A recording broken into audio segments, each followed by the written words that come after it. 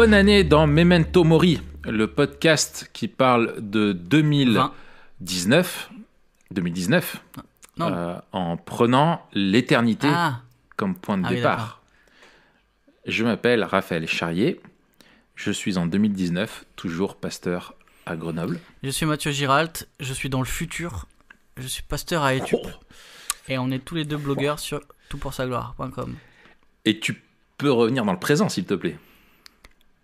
Et tu peux arrêter tes blagues. Et tu peux rêver. Et tu peux pas tester. Et tu peux pas tester. Exactement. Alors Mathieu, bonne année. Et bonne année Raph. Bonne année à tous les auditeurs. Voilà. Voilà, on vous souhaite tous nos vœux. Et bien sûr, le plus important, c'est la santé, hein, avant tout le reste. Non, je déconne. Mais on vous souhaite néanmoins une bonne santé parce que c'est important. C'est important, mais c'est pas le plus important, mais c'est important. Exactement. Voilà, c'est important quand même. Mais avant tout, on vous souhaite de vivre Memento Mori-ment. Ouais. D'une façon Memento Moriesque. Et voilà. Comment s'est passé ton réveillon, Raph? Écoute, c'était génial. Je t'avoue que fêter le Nouvel An, c'est ce que j'aime dans la vie. Non, mais, écoute, je le fais par obéissance sociale et par soumission. Ce serait quoi ton Nouvel An de rêve, si tu pouvais faire ce que tu voulais? C'était celui de l'année passée.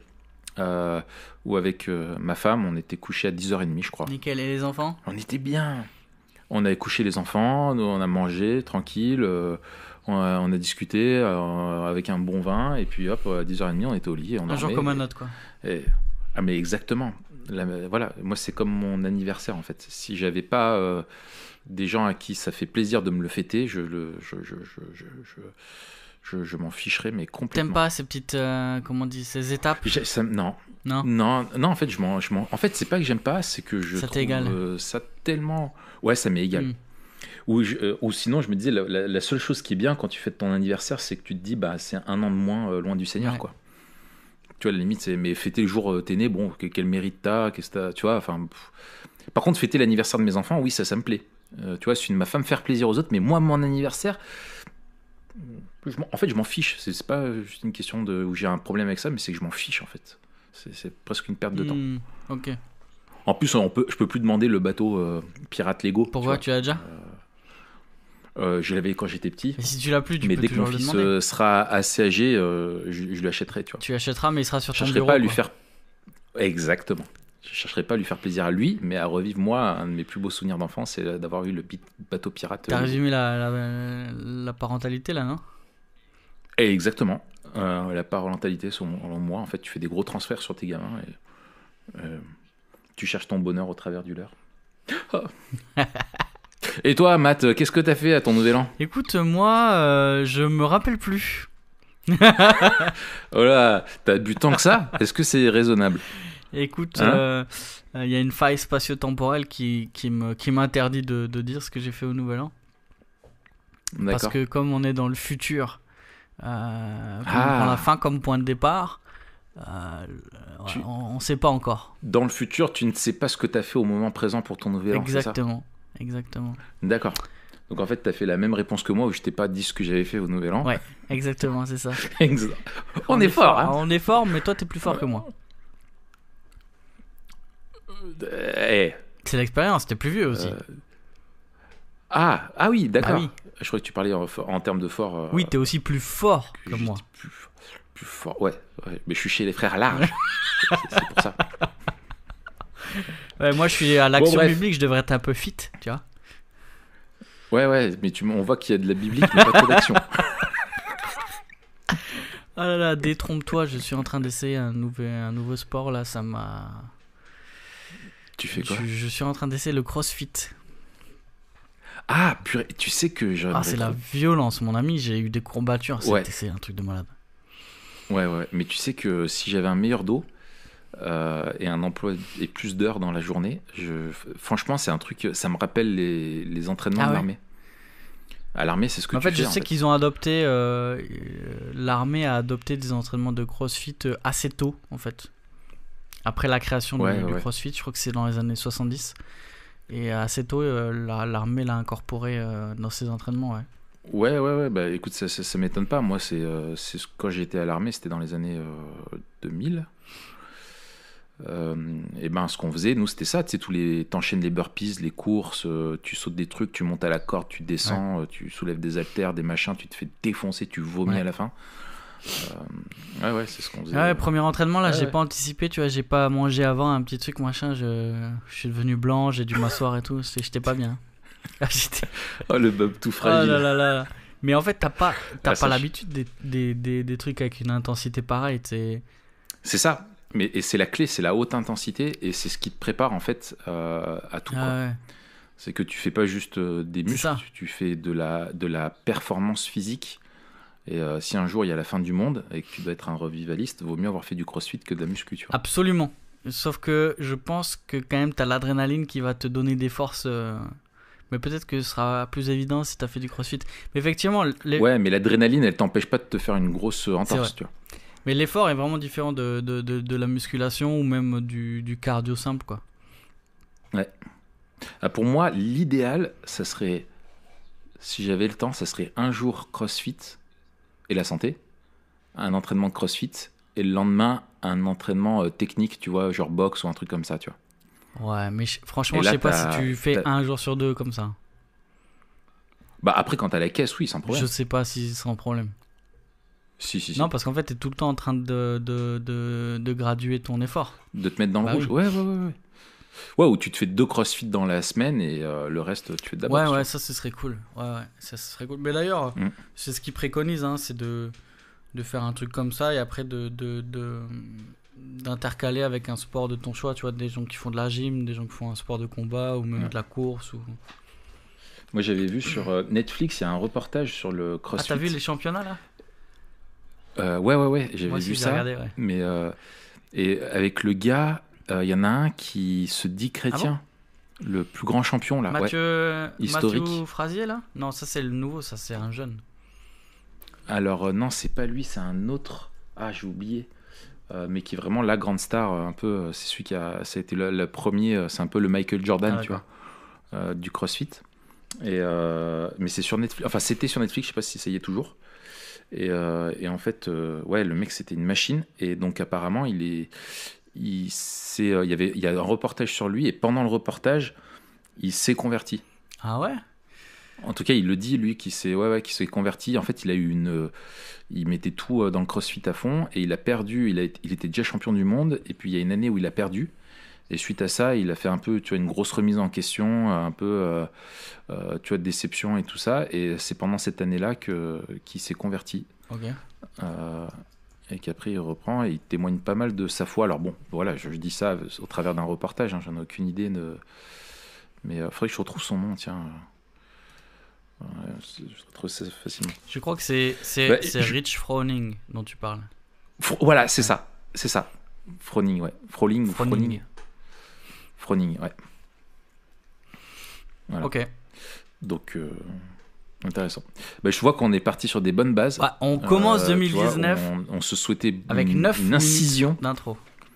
C'est pas mal. C'est bien. Quand on sera à 2053, ça va piquer quand même. C'est ça. Mais qui sait, peut-être que... Et quand on sera dans l'éternité, Mathieu. Ouais, on fera encore des podcasts ? Peut-être. Pourquoi pas ? Pourquoi pas ? Justement. Avec Moïse en guest star. Ah ouais, on invitera Moïse. Wesh Mo, alors vas-y, raconte-nous. Ce sera classe quand même. Tout à fait. Bon, ouais. Alors, en fait, je te faisais un pont. J'ai vu. De l'éternité. Ouais, mais tu l'as pas saisi, mon gars. Je t'ai fait une passe décisive. Mais tu as fait une blague entre, ça m'a décontenancé. Et t'as fait des gris-gris au lieu de tirer direct dans le but. Désolé. Effectivement, puisque tu parles d'éternité, ça tombe bien, Raphaël. Puisque aujourd'hui, nous abordons la 4e et dernière partie de notre survol de la vision du monde biblique, qui est la restauration ou la glorification. Faut qu'on choisisse. Mais en tout cas, c'est Ben, on va appeler ça la restoglation. Non, ça c'est un restaurant qui fait des glaces. Oh, pas mal. Pas mal. En tout cas, c'est le... gloriration. Non, ça c'est une maladie. En tout cas, c'est le dernier épisode de notre série de 4. Et on est, vous vous rappelez la dernière fois, on rappelait que chaque vision du monde c'est une histoire. Et qu'à la fin, bah, c'est la fin en fait, c'est la fin de l'histoire. Sauf que là, justement, l'histoire ne s'arrête pas. Et c'est une des particularités de la vision du monde biblique. C'est qu'il n'y a pas une fin telle qu'on la conçoit. À savoir que même dans les films, en fait, la fin, c'est jamais une fin, il se passe des choses après la fin, c'est juste qu'on la connaît pas. C'est juste que souvent on parle de la fin pour parler de la résolution. Il y a le problème, il y a une résolution ou pas, une fin heureuse ou malheureuse, mais en tout cas il y a quelque chose où on dit, par rapport au problème qui a été soulevé, soit il n'a pas été réglé, il sera jamais réglé, soit il a été réglé, soit c'est une fin ouverte. Ou réglé temporairement. Ou réglé temporairement, on l'avait dit quand on avait parlé des films. Et ce qui est intéressant justement avec cette histoire de fin ouverte, c'est que finalement, pourquoi c'est frustrant les fins ouvertes, même si parfois en fait c'est plus réaliste d'un point de vue de l'histoire, parce qu'on sait qu'il y a peu de résolution et qu'il n'y a aucune résolution qui est parfaite et complète, mais c'est frustrant parce qu'on a envie que le problème soit résolu. Et si le problème n'est pas résolu, on est toujours dans une tension. Et donc la fin doit résoudre le problème. Et c'est ce qu'on va voir aujourd'hui avec ce podcast sur ce dernier épisode. Ouais, en fait, quand on parle de fin, c'est plutôt une dernière étape, qui est un aboutissement, une convergence, la restauration en fait. De la chose. Ouais. Alors, peut-être qu'il faut je te propose qu'on parte aussi d'un point de vue historique, d'un point de vue des données bibliques. C'est-à-dire que du point de vue de la Bible, la rédemption, telle qu'on l'a définie, elle se fait au travers de l'œuvre d'une personne qui est Christ. Et en fait, elle se passe en deux grands événements. Le premier étant sa venue. Allié à sa venue, il y avait sa mission, qui était celle de mourir et de ressusciter, pour nous ouvrir la voie, nous ouvrir, créer un chemin et une nouvelle vie qui était possible. Et le deuxième événement, dont Christ a parlé lui-même, c'était qu'il reviendrait un jour, quand le mandat missionnaire serait accompli, quand toutes celles et ceux qui devaient être au bénéfice de son œuvre à la croix, être sauvés, l'auront été, et il viendra là pour permettre l'inauguration de la dernière étape, et donc la clôture de celle-ci, et cette dernière étape étant la gloire éternelle, la restauration, la recréation de toute chose, et lié à ça le jugement aussi, c'est-à-dire c'est le jour du jugement, hein, et ça, nos amis de Terminator se sont largement inspirés aussi de la visée apocalyptique. Et non pas, Apocalypse non pas dans la fin de toute chose, mais le jugement et la recréation de toute chose, où Christ lui-même, le Christ sauveur, sera le Christ qui jugera, et où l'ensemble de l'humanité sera séparé en deux. Toutes celles et ceux qui auront placé leur foi en Christ seront pour l'éternité avec lui, et celles et ceux qui n'auront pas placé leur foi en Christ seront pour l'éternité rejetés dans les peines éternelles, dans l'enfer. Voilà, donc il faut dire aussi que juste avant ça, c'est que ce retour de Christ et ça lie en fait à quand Christ va revenir, va ressusciter tous les hommes. Et en fait, la résurrection est quelque chose qui est pour tous. Mais après cette résurrection, il y a la séparation en deux de Christ, en disant tous celles et ceux pour qui moi j'ai payé pour leur faute, ils sont sauvés, et pour toutes celles et ceux qui n'ont pas encore payé pour leur faute, vont le faire maintenant. Ouais. En fait, quand on parle d'eschatologie, encore un gros mot qu'on a sûrement déjà rencontré, on parle de la fin des temps, ou des temps de la fin, ou des derniers temps. On parle de deux choses. On parle d'une période qui s'étend justement entre la première venue de Jésus et sa seconde, et qui se continue dans l'éternité. Et on parle aussi d'une visée. On a vu que toute l'histoire de l'humanité vise un but, c'est la gloire de Dieu. Et on voit que dans cette histoire-là, après l'irruption du péché, il y a le plan de salut dont on a parlé avec la rédemption. Et on va voir comment la gloire à venir est la dernière étape de ce plan de salut. Et que en fait, cette visée eschatologique, elle vise à ce que soit établi ce règne parfait de Dieu sur terre, et ce renouvellement complet et total de la création, cette rétribution à ceux qui auront refusé la lumière qui est venue dans le monde, comme on disait la dernière fois, et cette libération de ceux qui auront été à la suite de Christ. Et donc nous, quand on parle de prendre la fin comme point de départ, on parle de ça, de cette visée eschatologique-là, et de se demander comment ce que l'on sait de la fin doit conditionner notre manière de vivre aujourd'hui. Mais aujourd'hui, on va d'abord parler plutôt des temps de la fin, ou des derniers temps, et c'est des temps dans lesquels on est déjà, en fait. C'est pas quelque chose de seulement futur, c'est déjà quelque chose de présent.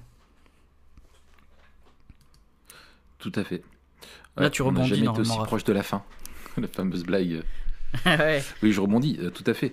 En fait, ce qu'il faut comprendre, c'est que justement ce dernier épisode, souvent les théologiens, alors soit choisissent de le séparer en deux, comme nous on l'a fait. Je pense plus par souci de commodité et de ne pas faire un épisode qui dure 4h30. Soit le sépare en deux, soit le présente comme deux événements d'un seul, deux composantes d'un seul événement, c'est-à-dire en fait qui est très lié au royaume de Dieu, c'est-à-dire qu'il y a eu dès la chute, Dieu a promis qu'il rétablirait son règne sur la création, et puis quand Christ est venu, par son incarnation, sa vie et sa mort, il est venu, c'est le temps de l'inauguration de ce nouveau règne qui est là, et on va dire que ce règne-là s'étend et arrivera à sa perfection au deuxième événement dont on a parlé, c'est-à-dire à son retour, et là qui sera le règne définitif, complet. Et c'est cette tension dont on a déjà parlé la dernière fois, c'est que c'est ce qu'on appelle le déjà pas en forme. Je suis déjà pas en forme. Ça, c'est ce que tu as dit quand tu allais au CrossFit. Mais c'est le déjà pas encore. Donc, où en fait, Dieu règne déjà, mais ce règne n'est pas encore. Dieu ne déverse pas encore et ne nous fait pas vivre encore tous les bénéfices de ce règne-là. On est encore dans le temps de sa patience, où il attend que les hommes viennent aussi à lui, et il poursuit son plan-là. Mais on est dans cette tension-là, et donc on vit déjà des éléments de cet état éternel, c'est-à-dire qu'on a déjà reçu la justification, on a déjà l'assurance de cette vie-là, on peut déjà goûter à cette vie éternelle, notamment pas dans le fait qu'on soit libéré de tous les effets de la chute, mais qu'on puisse goûter au règne de Christ dans nos vies et à la réalité de ce que c'est que de vivre en Jésus-Christ au travers de ce qu'on appelle la sanctification. Et un jour, on a cette promesse-là que, enfin, une fois qu'on sera dans un monde qui aura été recréé, que nous on aura été ressuscité, on vivra pleinement les bénéfices pour l'éternité dans une nouvelle création où non seulement on vivra, Dieu aura restauré ce que Adam avait abîmé, mais ce sera encore encore plus glorifié, quoi. Ouais, c'est ça. On le lit, je crois qu'on l'avait lu déjà, mais je le relis parce que c'est beau. Dans Hébreux 2, il cite le psaume 8, et au verset 8 justement d'Hébreux 2, il dit « Tu as mis toute chose sous ses pieds. En effet, en lui soumettant toute chose, Dieu n'a rien laissé qui ne lui soit soumis. Cependant, nous ne voyons pas encore maintenant que toute chose lui soit soumise. » Et en fait, on voit dans Colossiens 1 aussi, auquel tu as fait allusion la dernière fois, les versets 15 à 20, cette fameuse partie hautement christologique. J'en ai parlé dans un article publié en décembre. On voit dans la première partie Christ comme l'agent de la création, et ensuite Christ comme l'agent de la rédemption. Et on voit un des buts de la rédemption, c'est de réconcilier toute chose, de remettre toute chose sous la seigneurie de Christ. Et alors on voit que ça a déjà des implications dans la vie des Colossiens et dans notre vie, puisque le passage d'après, Paul parle de cette réconciliation, et parle aussi de cette réconciliation avec une visée future, puisqu'il dit que Christ, qu'on sera présenté devant Christ sans défaut et sans tâche, si on demeure dans la foi. Et donc il y a cette visée eschatologique de la réconciliation, cette réalité présente qu'on vit déjà dans cette réconciliation, mais cette visée aussi future où un jour on sera présenté devant lui et on sera débarrassé aussi, et toutes choses seront récapitulées en lui. C'est une vision qui est à la fois glorieuse, majestueuse, qui nous dépasse un peu, mais qui nous remplit aussi d'espérance. Parfois on est très encouragé par le déjà, et on est un peu découragé par le pas encore.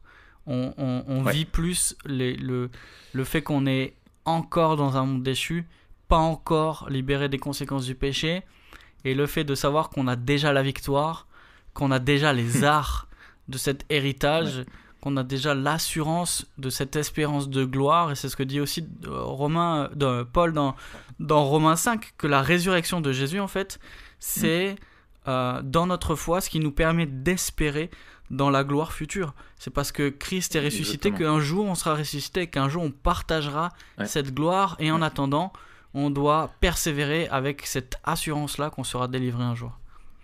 Ouais. En fait, la résurrection de Christ et la nôtre sont liées vitalement, comme on l'a dit la dernière fois, et c'est pas deux événements distincts, mais c'est un événement qui est en deux épisodes. C'est-à-dire qu'il y a un lien vital entre la résurrection de Christ, qui est le premier-né de la nouvelle création, et parce que lui est le premier-né, un jour nous on va y arriver. Ce lien-là est hyper important, et moi je pense que j'ai eu moi des gros problèmes de santé en 2015, et je sais que je bénis Dieu pour ça, parce que ça a complètement, en fait je suis devenu vraiment memento mori en 2015. Où en fait justement quand tu souffres physiquement pendant très longtemps, c'est là pour la première fois j'aspirais de tout mon cœur vraiment à la vie éternelle.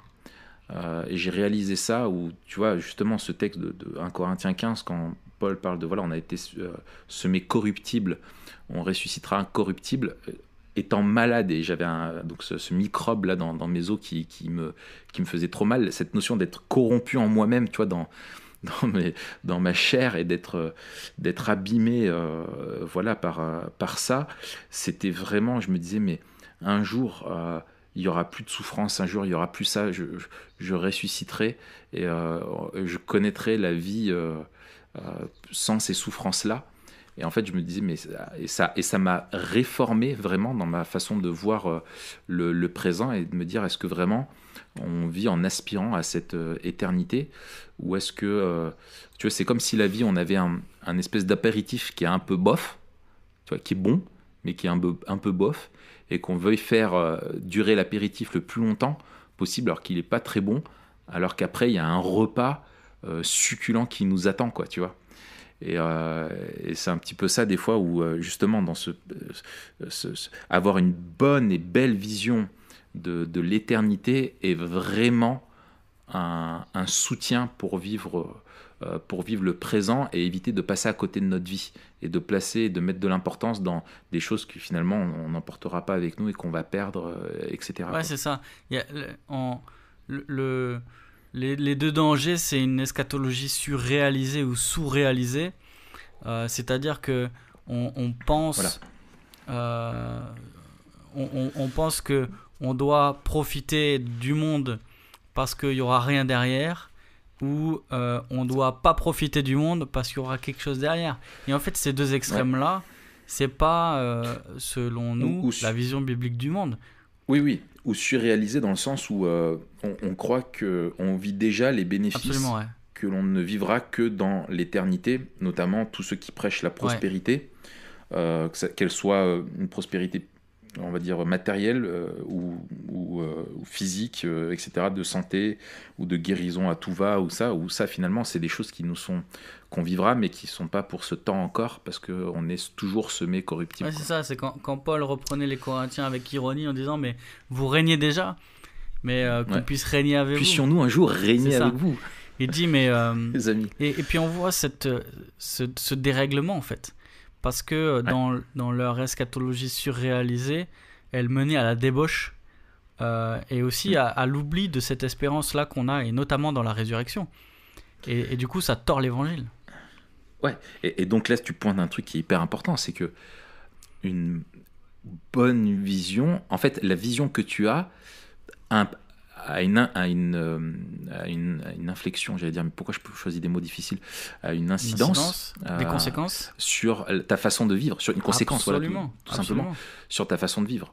Et ça c'est hyper important, et c'est tout notre propos dans Memento Mori, c'est de prendre de vivre le présent en prenant la fin comme point de départ, comme on est dans une histoire, et pas juste dans des concepts, mais qu'on a un Dieu qui a tout créé, l'homme qui a tout cassé, et Dieu qui vient restaurer tout ça en Christ et qui nous destine à vivre cette réconciliation éternelle dans une nouvelle création. Et ben c'est hyper important de savoir ce pourquoi on est sauvé, ce pourquoi on est créé, et vers quoi va notre vie. Et ça c'est mortel. C'est mort. Le jeu de mots pourri. Non, c'est vrai. Oubliez ça, avoir une eschatologie pétée. Et d'ailleurs, on le voit dans. T'en reviens pas, quoi. Tu te fais rire. Moi, je ferai un one-man show avec moi-même. Tu serais à la fois l'artiste et le public. Voilà, juge et parti. Excellent. Bon, non, je disais juste, tu vois, dans la première épître de Pierre, on a ce que certains commentateurs ont appelé un scepticisme, comment on dit ? Scepticisme. Eschatologique, où en fait les faux docteurs disaient mais il va pas revenir juger. Non, c'est dans 2 Pierre, pardon. Il va pas revenir juger.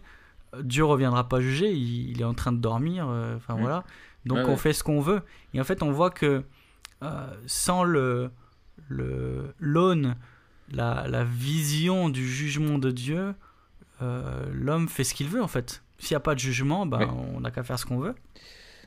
Exactement. Et c'est pour ça en fait que on aime beaucoup cette vision de l'Ecclésiaste, où l'Ecclésiaste, le cadre de l'Ecclésiaste, c'est la futilité de la vie dans le monde, mais à l'intérieur de ce cadre-là, il y a le fait de profiter de ce que Dieu a fait qui est bon, en sachant que c'est futile, mais que c'est bon, avec la visée du jugement. Et donc la perspective nous aide à apprécier les choses à leur juste valeur, pas à déprécier le monde parce qu'il a été créé par Dieu, donc il est bon, et pas non plus à faire du monde tout ce qu'il nous reste parce qu'il a été entaché par le péché, et on sera délivré un jour de ça. Donc notre eschatologie, elle est profondément pratique, et c'est pour ça que on fait ce podcast en fait. Ouais, tout à fait. Ouais, sinon ça vaudrait pas la peine, on perdrait notre temps. Exactement. Donc ce monde, tu l'as dit tout à l'heure, c'est une nouvelle création. Et là, on voit on voit la beauté aussi de la vision biblique du monde. Ouais. Puisqu'on passe de la création au début à la nouvelle création à la fin. Ouais. Et là, il faut enfoncer le clou. Souvent, quand on parle de paradis ou de vie éternelle, les gens pensent qu'on va se retrouver sur un petit nuage à jouer de la harpe ou qu'il n'y aura plus de réalité matérielle. En fait, Dieu parle bien d'une nouvelle création. Ouais. C'est-à-dire que quand Christ va revenir, il va ressusciter tous les hommes. Il va rejeter ceux qui ne se seront pas repentis, parce que Dieu est juste, on va en parler un petit peu plus tard du jugement de Dieu, et les autres seront placés dans une recréation. C'est-à-dire que les textes, l'Apocalypse notamment, nous dit que voilà, et Pierre en parle aussi, que la création passera par le feu de la purification. Donc moi je crois pas, je sais pas toi ton avis, mais moi je pense pas qu'il s'agisse d'une recréation dans le sens où cette terre sur laquelle on est, notre univers tout entier, va être simplement annihilé, et puis il va en recréer un tout nouveau. Mais je pense plutôt à une recréation, c'est-à-dire une reformation de celui-ci, c'est-à-dire une purification de celui-ci. Ouais, il me semble aussi que c'est plutôt l'accent des textes bibliques qui parlent d'un renouvellement, d'une recréation. Voilà. Et comme le parallèle un peu avec le déluge, de cette universalité du jugement, où là tu as c'était la même création, quoi, tu vois, c'était un départ nouveau, mais toujours sur la... Ouais, c'est ça. À la fois, mais on en parlera on en parle maintenant. Il y a à la fois il me semble, une grande continuité et une radicale discontinuité. Certains parlent de rupture. On a alors les descriptions du monde à venir sont un peu délicates à interpréter, puisque dans le langage prophétique, il s'agit de description d'un présent idéalisé, un peu à la même façon, et j'ai un article que je veux écrire sur le même thème, mais je balance le plot ici. C'est un peu pareil que dans Retour vers le futur. En fait, si tu regardes Retour vers le futur, tu regardes la manière dont est décrit le futur, et c'est une espèce de présent augmenté. C'est-à-dire que... À fond, mais ça on en a parlé déjà plein de fois ensemble. Vrai, ouais. Tu peux pas imaginer le futur en dehors du présent. En fait, tu vois, c'est une espèce de présent. Dans le futur, c'est une espèce d'années 80 sous stéroïdes. Et donc, en fait, même la 3D, c'est une 3D en polygone des années 80. Comme il l'a pensé là-bas. Les couleurs, à la limite, ils avaient 10 ans d'avance, parce que c'était les couleurs plutôt des années 90, fluo, etc. La question de l'overboard, en fait, il reprend juste les codes du skate qui a explosé dans les années 70-80. Donc en fait, pour parler du futur, on est toujours... On en parlait dans Minority Report, tu sais, avec tout le truc tactile et tout ça, où tu étais à l'aube. Alors, Minority Report, pour le coup, je trouve qu'ils avaient touché du doigt quelque chose, anticipé un peu plus. Tu vois ? Ouais, mais c'est comme Black Mirror. Ouais. C'est des choses de notre présent. On peut pas imaginer un futur. Même tous les extraterrestres ils sont tous anthropomorphiques. Ils sont tous anthropomorphiques, ou en tout cas, je sais pas, mais tu vois, qui ressemblent à quelque chose de la création. Tu vois ce que je veux dire, vu d'un point de vue anthropocentrique, oui. tu vois. On a du mal à imaginer des créatures. Soit une bactérie géante, soit un mélange de plusieurs animaux, soit, enfin, tu vois ce que je veux dire. C'est forcément des choses qui font partie de la création. Absolument, ouais. On n'arrive pas à imaginer quelque chose en dehors de ça, quoi. Ouais, du coup, je pense. Je parlais du présent, du présent idéalisé. Alors ça, vous le lisez, c'est super bien expliqué dans le livre L'Évangile et l'Histoire, qui fait partie des 4 volumes des brochures de la Gospel Coalition. C'est chez les éditions Clé. Et dans la dernière partie, la restauration finale, il parle justement du présent idéalisé. Alors il dit, je lis un peu le paragraphe. Ainsi, pour communiquer la réalité de la gloire future des nouveaux cieux et de la nouvelle terre à des gens nécessairement limités dans leur compréhension de la révélation à ce moment précis, l'auteur de la prophétie pouvait, par exemple, se servir d'une hyperbole ou user d'expressions démesurées dépeignant un présent idéalisé. On peut très bien imaginer l'effet produit sur les premiers auditeurs d'Ésaïe quand il leur parle d'un avenir où une personne mourant à 100 ans est encore considérée comme un enfant, à un âge où, à leur époque, les angoisses bien connues de l'enfantement appartiennent au passé. Et en fait, on voit que même dans les descriptions de la fin du livre de l'Apocalypse, il emploie alors il cite abondamment l'Ancien Testament et il emploie aussi des images théologiques qui nous disent plus sur la réalité que l'on vivra que sur une vision de la réalité elle-même. Par exemple, quand on voit ce tabernacle descendre, cette ville qui est un cube, qui est en même temps le temple, mais en même temps Dieu lui-même, et en même temps le Saint des Saints dans le tabernacle, la présence de Dieu, on comprend en fait... Et qui est au milieu de tout, alors qu'avant c'est l'arbre qui est au milieu. C'est ça. Voilà, c'est des images... On comprend que Dieu vient habiter sur la terre, et que la présence de Dieu, elle est symbolisée ici par le tabernacle, mais il n'y aura pas de ville de, je ne sais plus combien c'est, de kilomètres de côté ou de hauteur. Donc c'est pour ça que les visions... Et ça le dispensationalisme a fait du mal quand même là-dessus, sur la vision eschatologique. Oui, parce qu'on a confondu une lecture littérale avec une lecture naturelle. Le problème de la lecture littérale, c'est qu'elle aplatit en fait les visions et le genre apocalyptique et le genre prophétique en disant ça doit être ce qui est décrit, c'est ce qui est, en oubliant la dimension poétique aussi de ces genres-là, quoi. Ouais. Et alors, il y a un bouquin qui est vraiment pas mal, qui est de Nancy Guthrie, qui est Even Better Than Eden. Et donc, bien mieux que l'Éden. Et finalement, dedans, elle décrit, j'ai beaucoup aimé le travail de théologie biblique, où elle fait le lien, cette tension en fait depuis le premier jardin, la création originelle et la recréation. Et en fait, ce qui est important de dire, c'est que cette recréation ne sera pas, et tu le disais un petit peu, enfin ce que tu disais implique ça, c'est que c'est pas un retour en arrière. Même de la culture, de tout ça. C'est-à-dire, c'est pas un retour à l'âge de pierre, mais c'est plutôt une recréation, une restauration, où la création sera débarrassée du péché, sera recréée, totalement purifiée du péché et de ses conséquences. Et nous-mêmes, quand nous ressusciterons, et c'est ça qu'on a du mal c'est pour ça qu'on a du mal, je pense, à se l'imaginer, c'est qu'on oublie qu'on sera recréé, dans le sens où on a été, donc on a cité déjà 1 Corinthiens 15, ce mais corruptible, on ressuscitera incorruptible.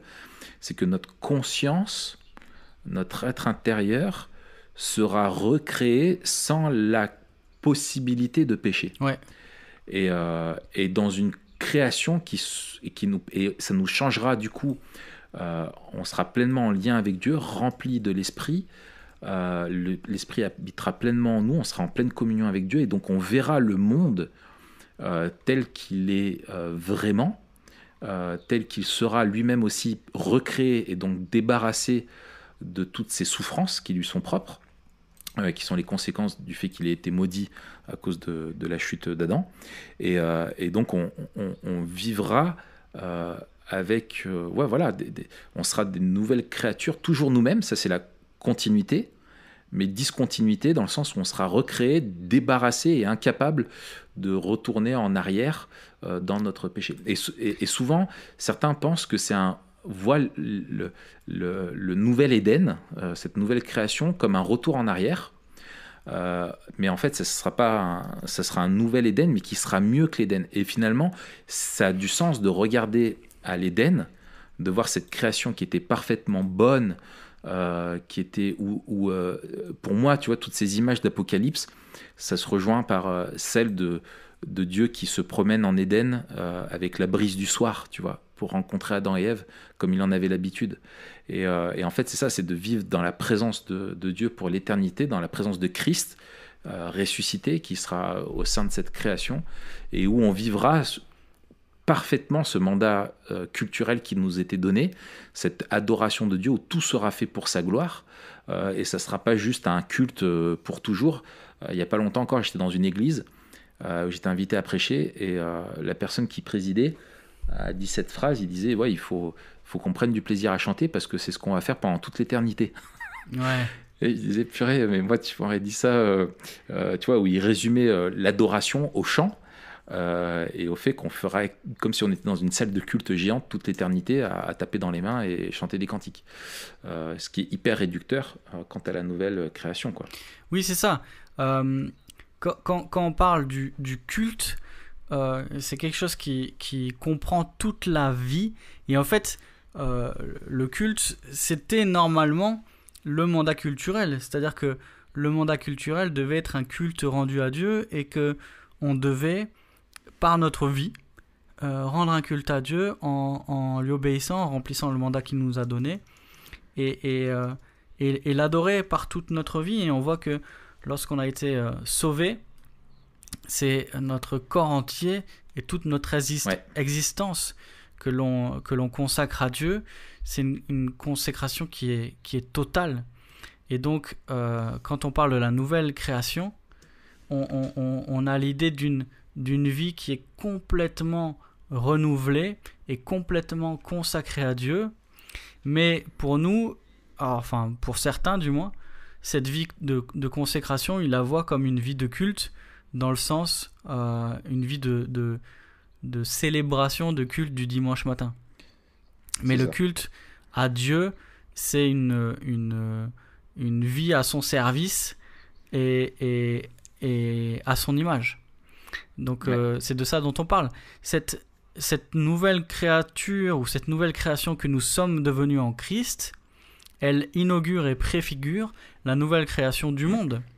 C'est-à-dire que l'univers entier est déjà en quelque sorte au bénéfice de la croix, et quand nous serons dans la gloire, l'univers entier sera dans la gloire, et c'est ensemble qu'on vivra cette réalité-là. Donc c'est les restes encore du dualisme entre sacré, séculier, ou entre vie professionnelle et vie religieuse, etc. Mais en fait, on sera tous les jours parfaitement et complètement devant Dieu, et tout ce qu'on fera partie de notre culte. Ça devrait déjà être le cas, et ça sera complètement le cas. Quand on mange, quand on va travailler, quand on passe du temps avec nos voisins, quand on prend soin de notre famille, c'est un culte qu'on rend à Dieu. Ça fait partie du culte qu'on rend à Dieu, et ce sera pas si différent que ça, même si ce sera radicalement complètement différent, ce sera analogue au ciel. Ouais, c'est ça. Et je trouve que là encore, dans notre vision du monde, il y a d'avoir cette vision-là de l'éternité, tu vois, et de la vie éternelle, pas juste de l'éternité, mais de la vie éternelle, dans une vie éternelle qui est matérielle aussi, et émotionnelle et tout ça, et dans la présence de Dieu, enfin la vie telle qu'elle est, dans sa totalité, qui sera complètement nouvelle.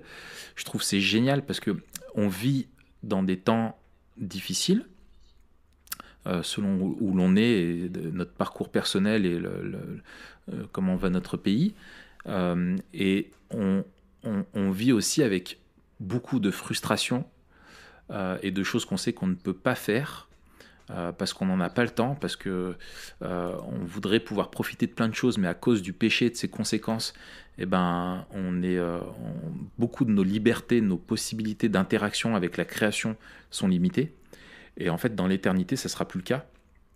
Et c'est ça qui est énorme, c'est que, tu vois, je disais à Marion, pour rigoler, je disais, je crois qu'un métier que j'aimerais, tu vois, dans la vie éternelle, je me dis, tu te rends compte, on vivra pendant toute l'éternité, on pourra continuer à apprendre à connaître Dieu, apprendre à mieux comprendre la création, à la développer, à vivre dans cette présence-là, et à avoir la terre comme un terrain de jeu immense, tu vois, et un terrain d'expérience immense, tout en étant et je disais, mais moi ce que j'aimerais, c'est apprendre à construire des chalets tu vois, et construire des chalets dans la forêt, tu sais, au bord d'un lac et tout, un super beau chalet, c'est tout en bois.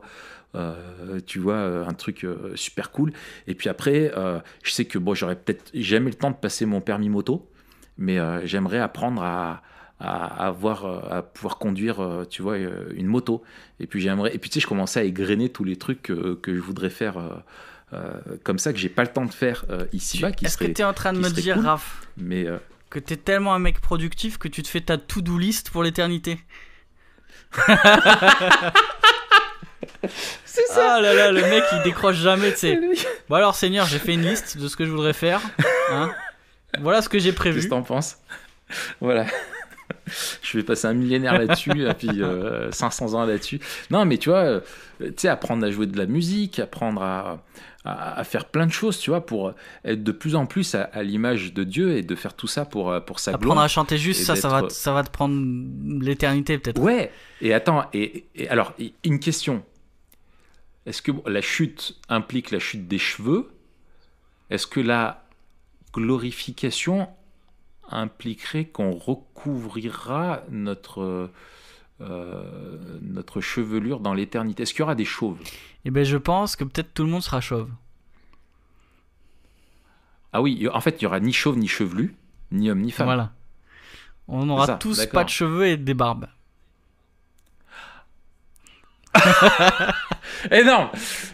Ouais, c'est possible. Non, trêve de plaisanterie. Mais je te suis complètement dans cette visée-là. On oublie. Ben, j'ai une to-do list pour toi aussi. Vas-y. Ouais, tu me construiras une moto, tu me construiras des outils, j'aimerais bien. tu me construiras, tu laveras mes chaussures. Ça, je le ferai, je peux même le faire maintenant. Par contre, le reste, faudra que j'apprenne et ça prendra du temps. Mais non, clairement, moi. Je t'enseignerai. Je veux bien que tu sois mon disciple. Ouais, on se fera des. Est-ce que le whisky, ça existera toujours? Est-ce qu'on pourra se faire la route des whisky? Bah, il y aura la route du vin. Ça, c'est sûr. Ouais. Puisqu'on boira avec le Seigneur. Mais le Dijon, ce sera quoi au festin de l'agneau? Oh, il y aura du vin. Ça sera... et mon petit doigt me dit que ça sera un Bordeaux. Ah, ce sera un Haut-Médoc. Un Haut-Médoc, ouais. Oh là là, ça va être bon. Ou un Romanée Conti, ou un truc comme ça. Mais en tout cas, mais c'est ça qui est beau. En fait, tu vois, pareil, le fait que Christ ait promis à ses disciples de partager le repas de la Pâque, le repas des noces, et que justement les images de cette vie éternelle soient aussi, par exemple, l'image d'une noce, tu vois, qui était vraiment une fête de joie, et une fête symbolique d'une alliance. C'est génial, parce que Christ nous parle d'une vie en même temps qui sera matérielle, en même temps culturelle, parce que le vin est un élément culturel, bien sûr, et en même temps une vie de réjouissance, de joie et de fête. Et en fait, moi je trouve ça génial, et ça m'aide à supporter les frustrations et les déceptions, et le fait que ici-bas, des fois, tu sais, après avoir fait tant d'efforts, t'aspires à avoir un temps de repos, tu vois, t'aspires à la joie, à la réjouissance, et puis les moments où ça devrait être, où t'attends ça, et ben finalement tu peux pas le vivre pour X ou Y raison, et de se dire, mais ok, bon bah Seigneur, c'est pas maintenant, mais de toute façon je sais qu'un jour on le vivra pour l'éternité, et ça c'est ça qui me réjouit, quoi, et qui m'aide à encaisser aussi les frustrations d'ici. Ouais, c'est clair. Mais c'est super, on est à 50 minutes, on fait juste les 2 premiers points. Ah, c'est bien, il nous en reste 8, c'est ça? Non, mais on a pas mal anticipé, donc en fait on va faire les ponts. On a parlé de la résurrection physique et matérielle, on en a parlé, et dans cette solidarité-là aussi de la création, c'est rappeler que tu parlais tout à l'heure de gens qui anticipent le ciel comme étant un état perpétuel d'existence un peu éthéré sur un nuage à jouer de la harpe. Ouais, immatériel. Et ils oublient que l'homme a été créé pour vivre sur Terre. On n'a pas été créé pour être des esprits, on a été créé des corps sur Terre. Et donc, dans cette image de gloire future, on a cette réalité que on sera ressuscité avec des corps physiques. Des corps physiques, il en parle dans 1 Corinthiens 15. La plus belle des preuves, c'est que notre Seigneur lui aussi a un corps physique, Ouais. bien qu'il soit glorieux, l'éternité. il est un corps physique, et que ce corps-là, il vivra dans un monde physique. Et donc ça, c'est important de rappeler cette correspondance entre la résurrection des corps et le renouvellement de la création. Ouais. L'autre pendant, peut-être pour avancer, l'autre chose qui est hyper importante dans l'eschatologie, on en a déjà parlé rapidement, c'est la question du jugement de Dieu. Donc les Écritures nous en déplaisent parfois, nous parlent vraiment, et on a parfois du mal, c'est vrai, il faut l'avouer, à intellectuellement, émotionnellement concilier l'amour de Dieu avec un enseignement d'un Dieu qui est un Dieu d'amour, mais qui condamne certaines personnes qui l'auront rejeté à souffrir pour l'éternité en enfer.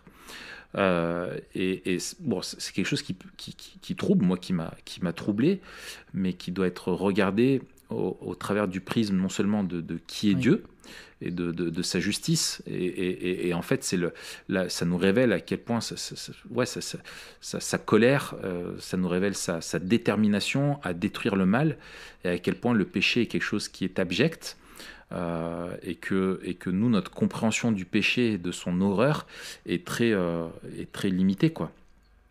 Et que c'est à lui, le Dieu saint, qui est le premier offensé, de déterminer quel est le juste jugement par rapport au mal qu'on fait. Et si Dieu est bon et il est parfait, il est juste, alors l'enfer est juste pour celles et ceux qui lui ont fait une offense, quoi. Et en fait, c'est ce qui rend d'autant plus, moi je trouve, l'œuvre de la croix si belle, c'est que malgré ce qu'on a fait, Christ est venu payer à notre place sur la croix, pour payer cette dette qui est en fait une dette qu'on ne peut pas rembourser, qui mériterait d'être payée pour l'éternité dans la souffrance. Et en fait, ça glorifie d'autant plus la croix. Et dans notre vie quotidienne, je trouve que c'est un rôle hyper important, parce que ça nous rappelle la gravité du péché. Et quand on vit ici-bas et qu'on est tenté, il faut se rappeler ce que ça nous aurait coûté si Christ ne nous avait pas fait grâce. Et ça nous rappelle aussi que en fait, on est dans un monde qui est injuste, où même les psalmistes s'interrogent parfois en disant: mais comment ça se fait que celui qui vit en craignant Dieu souffre, et que le méchant, celui qui vit sans craindre Dieu, puisse même prospérer dans sa vie, et avoir une vie qui soit paisible tout le temps. Et en fait, l'enfer nous assure qu'il y a une justice et qu'il n'y a aucun péché qui ne sera pas payé. Et ça nous rappelle, on le disait, c'est dans Romains où Paul parle plusieurs fois de la patience de Dieu, qu'on est dans le temps de sa patience, où il patiente encore avant ce jugement final, mais que ce jugement aura bel et bien lieu, et que s'il patiente, c'est pour nous donner l'opportunité de nous tourner vers lui, mais qu'il y aura une vraie justice. Et ça, tous, on a une soif de justice. On a une vraie soif de justice, et elle sera étanchée. Elle sera étanchée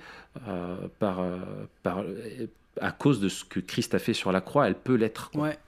Autant dans le fait d'être pardonné, autant dans le fait de voir celui qui a fait le mal étant condamné. Et Dieu se glorifie autant en nous sauvant qu'en jugeant, quoi.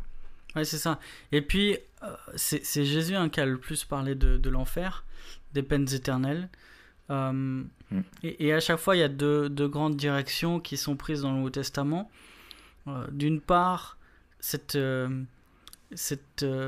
horizon du jugement dernier doit rassurer les chrétiens, comme tu l'as dit, que les méchants seront jugés, les pousser en fait à prêcher aussi la repentance. On le voit dans Acte 17 avec Paul qui dit il a ressuscité celui qui viendra juger, il appelle tous les hommes à se repentir. On voit que ça incite les chrétiens aussi à vivre une vie de vigilance et de diligence, une vie où on doit veiller sur notre sainteté parce que notre maître revient. Et cette urgence eschatologique elle doit à la fois nous inviter à appeler tous les hommes à la repentance et nous inviter aussi à vivre une vie de sainteté qui reflète ce que Dieu veut. Et puis, elle doit aussi nous rappeler, nous rassurer sur le fait que Dieu n'est pas sourd aux cris des siens, il n'est pas insensible à leurs pleurs, et qu'il nous demande de patienter, mais qu'un jour, comme tu l'as dit, il fera justice. Et qu'en attendant, la justice ne nous appartient pas, mais ce qui nous appartient de faire, c'est de témoigner du temps de sa patience, comme tu l'as dit, de sa grâce, en annonçant sa justice. Et l'enfer, c'est quelque chose qui doit nous rassurer quand on est opprimé, mais aussi dont on doit parler avec larmes et terreur. C'est Calvin qui disait qu'on ne peut pas parler de la réprobation sans pleurer, parce qu'en fait c'est terrible, quand on y pense, c'est terrible, et c'est cette vision terrifiante là qui doit nous pousser aussi à en parler aux gens. Ouais, il y a une urgence. Exactement, qui est liée à ça, et c'est vraiment en fait ce qu'on oublie, c'est que l'enfer est, malheureusement on oublie que même dans notre quotidien, et je parle de moi le premier, j'oublie que l'enfer est aussi réel que le micro dans lequel je suis en train de parler, et que toi qui a étude, quoi. Tu vois, c'est une vraie réalité, et si on l'oublie, ça peut nous rendre extrêmement laxistes, non seulement dans notre compréhension de l'évangile, où finalement, j'aime bien cette expression qui est assez connue, qui dit que Jésus sur la croix a subi notre condamnation qu'on méritait, et donc d'une certaine manière il a vécu l'enfer à notre place, où il a expérimenté le rejet de Dieu, le silence de Dieu, et la colère de Dieu à notre place, et finalement de se dire que lui qui était le seul qui ne le mérite pas, l'a vécu, a connu cette séparation là à ma place, et quelque chose qui non seulement me donne une nouvelle identité et qui me fait que je peux plus poursuivre le même but qu'avant, mais qui doit me pousser aussi à dire je veux pas que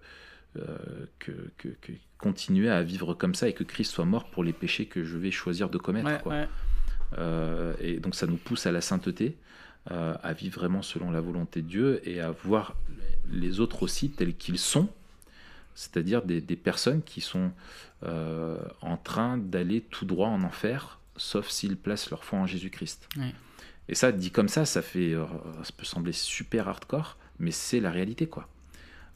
Et moi, des fois, je me souviens, un des jours les plus tristes de ma vie, c'est quand j'étais à un enterrement. Quand j'étais éducateur, j'accompagnais une jeune fille à l'enterrement de son grand-père.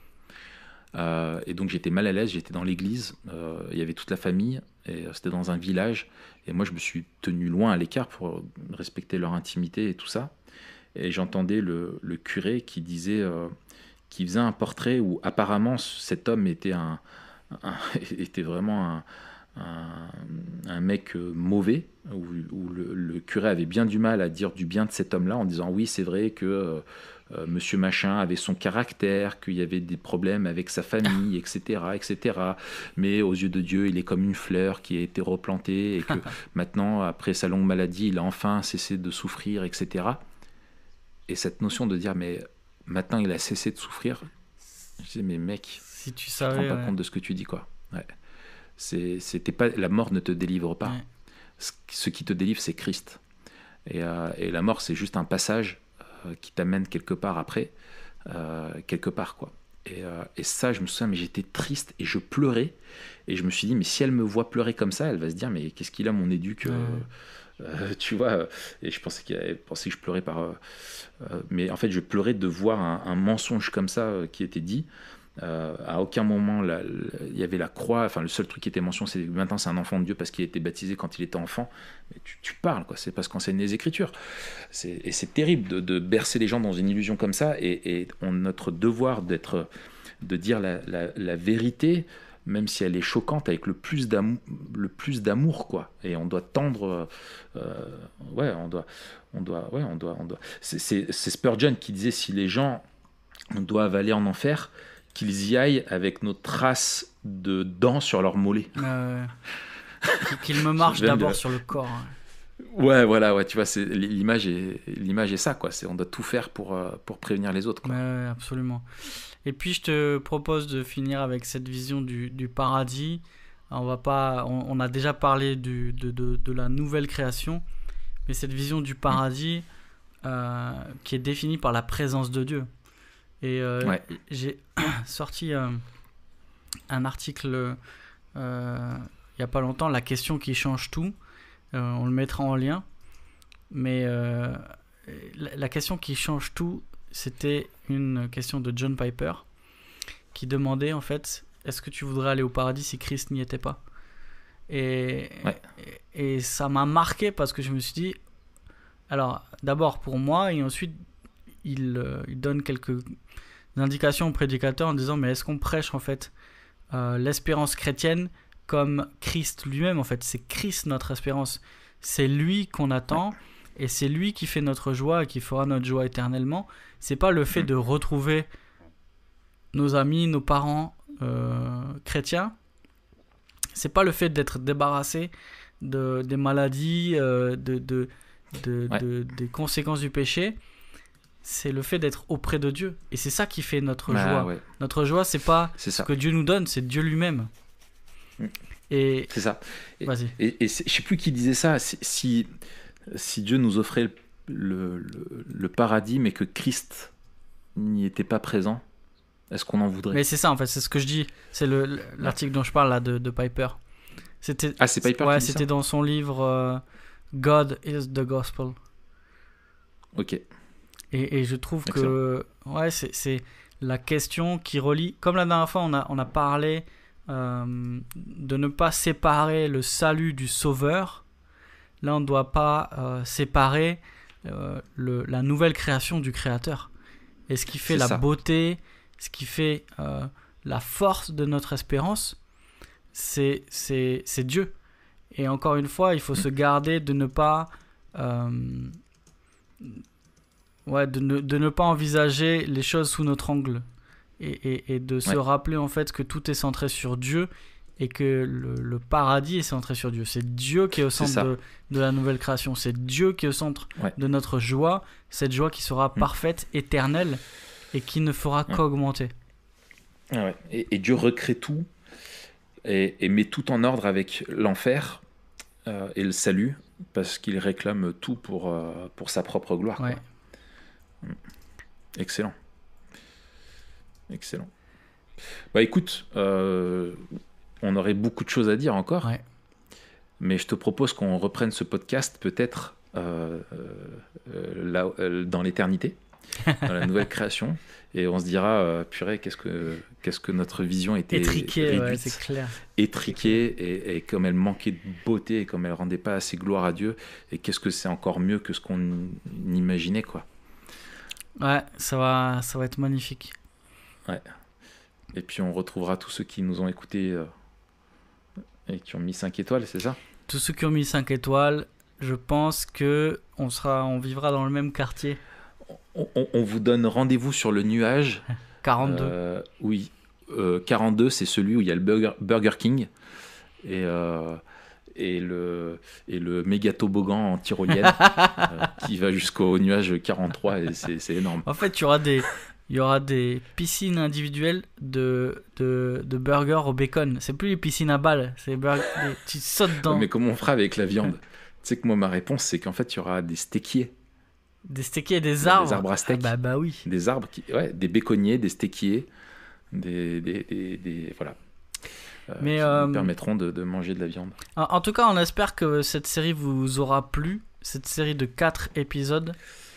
Oui. Ce qu'on a essayé de faire, c'est un survol avec quelques points qui nous semblent intéressants. On espère qu'on aura montré avec fidélité et justesse, même si c'est pas exhaustif, cette vision du monde biblique.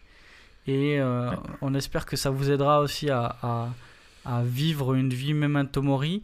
On y fera souvent référence quand on parlera des sujets qu'on va aborder dans l'avenir. Donc voilà, il nous semblait important de pouvoir articuler cette vision du monde biblique pour voir de quoi on parle à chaque fois, quoi. Ouais, excellent. Tout à fait. Et puis, on se retrouve la semaine prochaine. Yes, on parle de quoi, Raph ? Pour la semaine prochaine, il me semble qu'on va parler du travail. On parle du travail, on est comme ça, c'est le début de l'année, on est chaud. Voilà. Le capitalisme, la productivité. Voilà. Comment le GAFA est une préfiguration de la bête. Et quelle est cette puce, en fait, qu'on aura sous la peau de la main. Voilà, exactement. Et non, mais on va parler du travail parce que vivre le travail en prenant la fin comme point de départ, c'est important, n'est-ce pas ? Et voilà. Et puis après, on fera un épisode aussi. On a prévu plein de trucs. On a prévu sur le transhumanisme. Ouais. On a prévu sur le rap. Ouais. On a prévu sur la pertinence culturelle de l'Église. On a prévu sur la mort aussi. Parler de la mort en tant que telle. Memento Mori, il y a Mori dedans. Voilà, donc voilà, on a plein de trucs qui se préparent pour cette année 2019, c'est cool. Ouais, super Raph, je me réjouis de passer encore cette année avec toi et d'aborder tous ces thèmes et puis de vous entendre aussi. Si vous avez des questions, des suggestions, vous pouvez nous écrire ou mettre ça en commentaire, on sera heureux de vous lire. Yes. À très vite c'est Raph. Cool. À très bientôt Mathieu. Salut. Allez, ciao.